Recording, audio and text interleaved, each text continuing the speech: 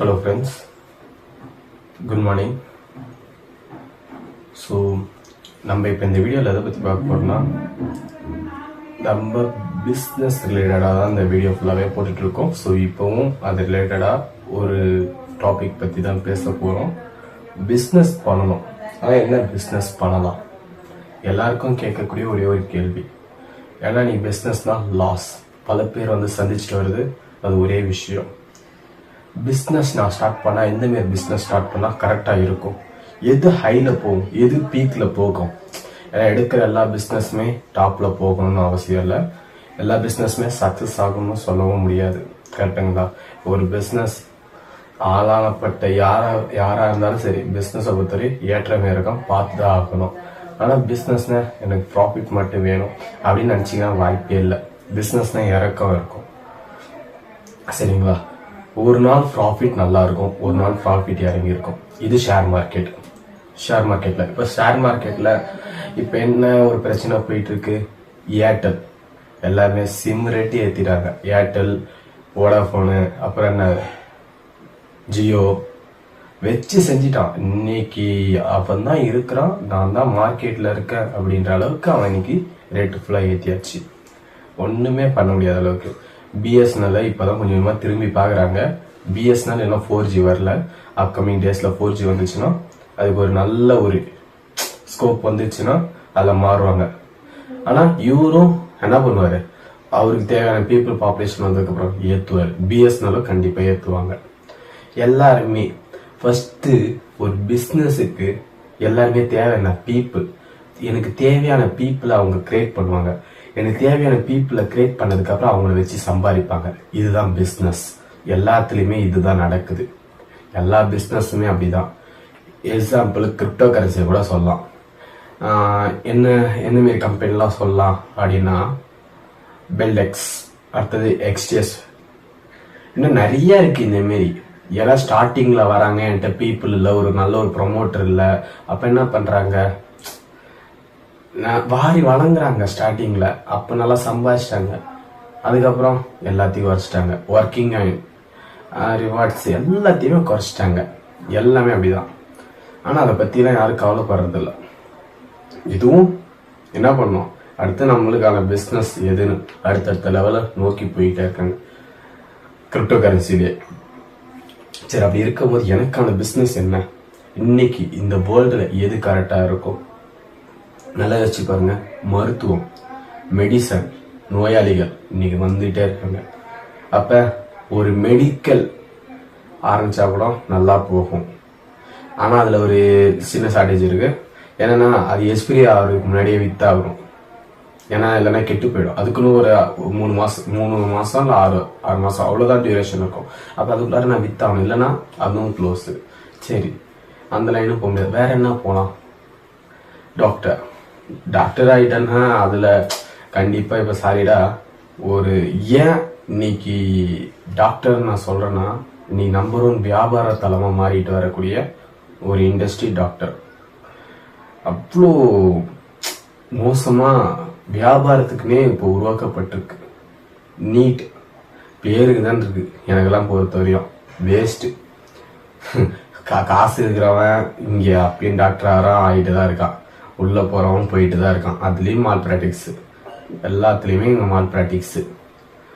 அப்போ சரி, இதையும் தாண்டி நான் வரணும்னா சரி, டாக்டர்லேருந்து கொடுமை நடக்குது, இதையும் தட்டி கேட்க முடியல. அடுத்தது கல்வி ரொம்ப மோசமாக போயிட்டு இருக்கு. ப்ரைவேட் ஸ்கூலில் காசு கொடுத்தா ஒரு கல்வி, காசு கொடுக்கலன்னா ஒரு கல்வி. இன்னைக்கு கவர்மெண்ட் ஸ்கூல் அந்தமாரி. ஆனால் இந்த இடத்துல குறை சொல்கிறவங்க குறை சொல்லிட்டு தான் இருக்காங்க. ஆனால் அதே இடத்துல அந்த இடத்துல இருந்து கஷ்டத்தை உணர்ந்து அந்த இடத்துல இருந்து படித்து வந்தவங்களும் பல பேர் இருக்காங்க. எல்லா கவர்மெண்ட் ஸ்கூலையும் நான் குறை சொல்ல இந்த இடத்துல. அதேமாதிரி எல்லா ப்ரைவேட் ஸ்கூலும் கரெக்டாக நடக்குதுலாம் சொல்ல. இதுலேயும் குறை இருக்குது, இதுலேயும் குறை இருக்குது. நான் இப்படிலாம் இருக்கிறதுக்கு என்ன காரணம்? என்ன மாறணும்? இங்கே என்ன மாற்றத்தை நம்ம கொண்டு வரணும்? ஒரு மாணவனுக்கு சக மாணவனுக்கு தேவை கரெக்டான கல்வி. நான் படிக்கிற விஷயத்தை எங்கே பயன்படுத்த போகிறேன்? அது எந்த டீச்சருமே யாருமே இது சொல்லித்தரல. ரோல்ஸ் தியரம் படிக்கிறேன், அடுத்தது ஐலஸ் தியரம் படிக்கிறேன், அதுக்கப்புறம் இன்னும் நிறைய எக்ஸட்ரா சொல்லலாம். அவ்வளோ தியரம்ஸ் கிடையாது. இதெல்லாம் நான் எங்கே பயன்படுத்த போகிறேன் கேட்டால் நீ போற இடத்துல பயன்படுத்துவ. அங்க போனா யாருமே இருக்கு. இங்க நான் படிச்சதுக்கும் நான் இங்க வேலைக்கு வந்ததுக்கு சம்பந்தமே கிடையாது. எதுக்குடா இதெல்லாம் படிக்கிறோம் அப்படின்னு கேட்டா தெரியல. ஏதோ படிக்க எல்லாமே படிச்சுட்டு இருக்காங்க, நம்மளும் அந்த லைன்ல படிச்சுட்டு வந்துட்டோம், அவ்வளவுதான். இதுதான் ரியாலிட்டி. எதுக்கு படிக்கிறோம், எதுக்கோசரம் இந்த விஷயத்த நம்ம சூஸ் பண்ணோம், அடுத்து என்ன பண்ண போறோம், இது தெரியல உண்மையா. சரி, அப்புறம் என்ன பண்ணலாம்? எல்லாரோட மைண்ட்லயே இதான் ஒரு பெரிய கேள்வியா இருக்கு. படிச்சிட்டோம், படிச்ச எல்லாருக்குமே இப்ப மேக்சிமம் 24 பாஸ் அவுட் எல்லாருக்குமே தெரிஞ்சிருக்கும் வேலை எப்படி கிடைச்சிதுன்றது. வேலை கிடைக்கல, ரியாலிட்டி. நானுமே என்னது வெறும் 7500 8000 அந்த சேலரிக்கு தான் போயிட்டு இருக்கேன், அவ்வளவுதான். அதுவும் கிடைக்கல. இத்தனை நாளா வீடியோ போடாததுக்கு அதான் காரணம். அது மேக் பண்ணவும் டைம் இல்லை, ப்ரெஷரு, கொஞ்சம் வேலை அப்படின்னா அப்படி இப்படி இருக்கும்.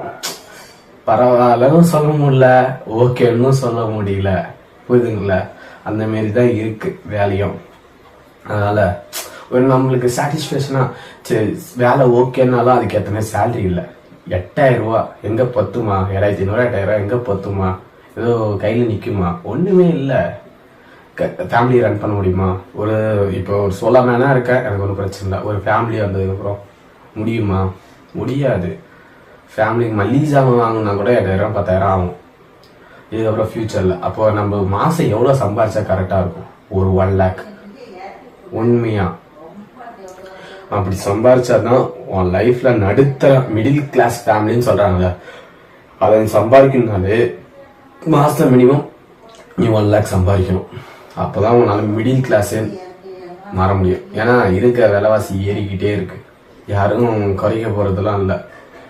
அதே போல நம்ம எந்த நிலைமைக்கு போனாலும் சரி, நம்மளுடைய இந்திய நாட்டின் முதுகெலும்பான விவசாயத்தை எக்காரணம் கொண்டு எந்த இடத்துலயும் விட்டுறக்கூடாது. ஏன்னா விவசாயம் அழிஞ்சதுன்னா பெரும் ஆபத்து இந்தியாவுக்கு இருக்கு. இந்திய நாட்டுடைய முதுகெலும்பே என்னது? விவசாயம். அந்த விவசாயத்தை நம்ம போற்றி பாதுகாக்க வேண்டும். நம்ம பிசினஸ் ரிலேட்டடா இந்த இதை சொல்றோம்னு இருந்தோம். ஆனா இதெல்லாம் எதுக்கு தேவையில்லாம லாஜிக்கே இல்லாம பேசிட்டு இருக்கேன் சில பேர் யோசிக்கலாம். ஆனா இந்த லாஜிக் இருக்கு. ஒரு மனுஷனுக்கு அடிப்படை தேவை உண்ண உணவு, உடுத்த உடை, இருக்க இருப்பிடம். இது 3மே கண்டிப்பா தேவை. இது 3 பேஸ் பண்ணிய பிசினஸும் கண்டிப்பா எந்த காலத்திலயுமே என்ன பண்ணும்? ஓடிக்கிட்டே இருக்கும். அது எக்காரணம் கூட நிக்காது. துணி உடுத்தாம யாருமே இருக்க மாட்டாங்க, தினைக்கு சாப்பிடாம யாருமே இருக்க மாட்டாங்க. சாப்பிட்றதுல என்ன? டேஸ்ட் ரொம்ப முக்கியம். டேஸ்டா இருக்கணும், டெய்லி கொடுக்கணும், ஒரு டைமிங் இருக்கணும், மாஸ்டர் மெயின்டைன் பண்ணணும், நிறைய விஷயம் இருக்கு. ஒவ்வொரு மேனேஜ்மெண்ட் அது ரொம்ப முக்கியம். மார்க்கெட்டிங் அண்ட் மேனேஜ்மெண்ட் இது ரொம்ப முக்கியம். அது பண்ண தெரிஞ்சா யூ ஆர் பிஸ்னஸ் மேன். சரி, பிஸ்னஸ் பண்ண என்ன வேணும்? பெஸ்டான ஒரு ஐடியா வேணும். ஐடியா இருக்கு, பிளஸ் என்ன வேணும்? மணி வேணும். Equal to business. இதான் பிஸ்னஸ். பிஸ்னஸ்னா இது 2 விஷயம் கரெக்டா இருக்கணும். 2த்தையும் எக்ஸிக்யூட் பண்ணணும். இங்க நம்மளுக்கு யார் வேணும்? பீப்புள் வேணும். பீப்புளை சாட்டிஸ்பேக்ஷன் பண்ணும். எந்த ஒரு பிசினஸ்னாலும் பீப்புளை சாட்டிஸ்பேக்ஷன் பண்ணி கொண்டு போ. இதுதான் பிஸ்னஸ். எல்லா இடத்துலயும் சொல்ற ஒரே விஷயம். உங்களுக்கு ஆடியோ கிளியரா இருக்கா? இல்லை ஏதாச்சும் சவுண்டு ஏதாச்சும் இருந்ததுன்னா சொல்லுங்க. நெக்ஸ்ட் டைம் நான் லொக்கேஷன் மாத்துறேன். இப்பயுமே வேற ஒரு லொக்கேஷன்ல தான் இருக்கேன். ஸோ நெக்ஸ்ட் டைம் நீங்க சொல்லும் போது நான் மாற்ற முடியும். ஐ திங்க் இது ஒரு 2 வாரம் கழிச்சு பேக்கப்க்கு அப்புறம் இப்போ நான் வீடியோ போடுறேன். இந்த வீடியோவில் கண்டிப்பாக சொல்லுங்க. ஓகேனா இதை கண்டினியூ பண்ணுவேன், இல்லை அப்படின்னா நான் மாற்றுவேன். சரி, ஓகே. பிஸ்னஸ் தான். சரி, இன்னைக்கு இந்த பிஸ்னஸ்ல எதுக்கு பண்ணணும்? நம்மளுக்கு எதுக்கோசரம் பிஸ்னஸ் பண்ணணும் அதுவே தெரியலன்னா எதுக்கோசரம் பண்ணிட்டு என்ன தேவை? ஃபர்ஸ்ட் பணம். பணம் இல்லாம பணம் கூட மூவ் ஆகாது. அதுதான் உண்மை. பணம் தான் ரொம்ப முக்கியம். அந்த பணம் எனக்கு தேவை. நெக்ஸ்ட் பதவி. எவ்வளவு பெரிய ஆளா இருந்தாலும் சரி, பதவியில இருந்தாதான் அவனுக்கு மரியாதை. பணம் இருந்தா கூட வேஸ்ட். பணம், பதவி. 3வது ஏன் பதவின்னு சொன்னா, நீ பணம் எவ்வளவுதான் வச்சிருந்தாலும் சரி, ஒரு பதவியில இருந்தா பயம் இருக்கும். இப்ப பணக்காரன் சொல்றதை விட ஒரு பிரதமர் வராரு சொன்னா எவ்வளவு ஒரு விஷயம். ஒரு இடத்துல ஒரு பிரதமர் வராருன்னா அங்க வரவேற்பு எப்படி இருக்கும்? வேறமே இருக்கும்.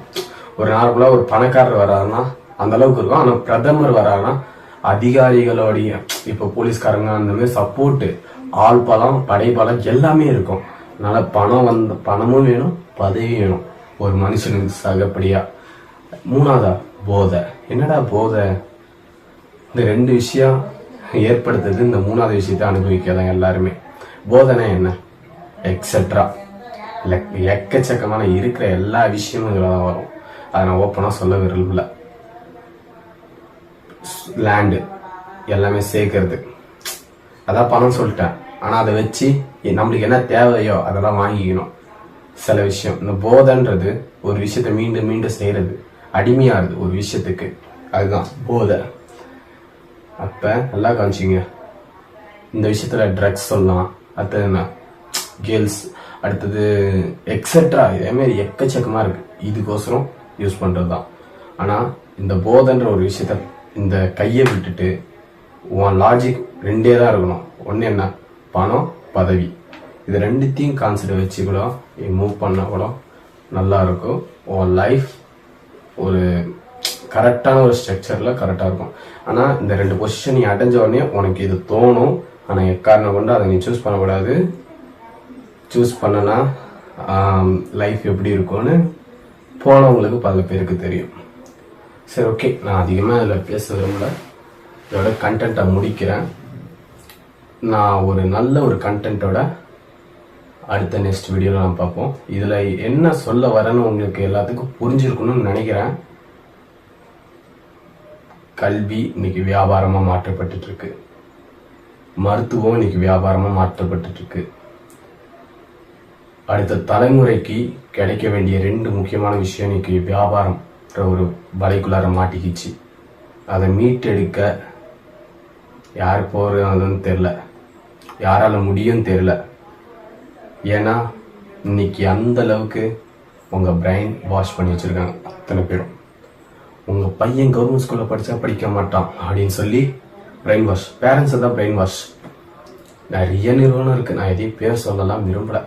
ஏன்னா ஆன்லைன்ல நான் சிம்பிளா கேட்கறேன், நிறைய கோர்சஸ் இருக்கு ஆன்லைன்ல சொல்லி தரதுக்கு. 90 நாள்ல நீங்க படிச்சா உங்களுக்கு அரசு வேலை.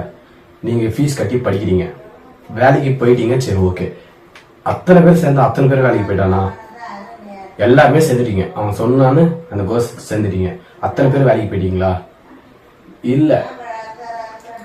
கண்டிப்பா சேர்ந்தவன் அவங்க சும்மா ஒரு கைடு தான் கொடுப்பாங்க. எல்லாருமே ஒரு கைடு தான் நீங்க யூஸ் பண்ணிக்கணும்.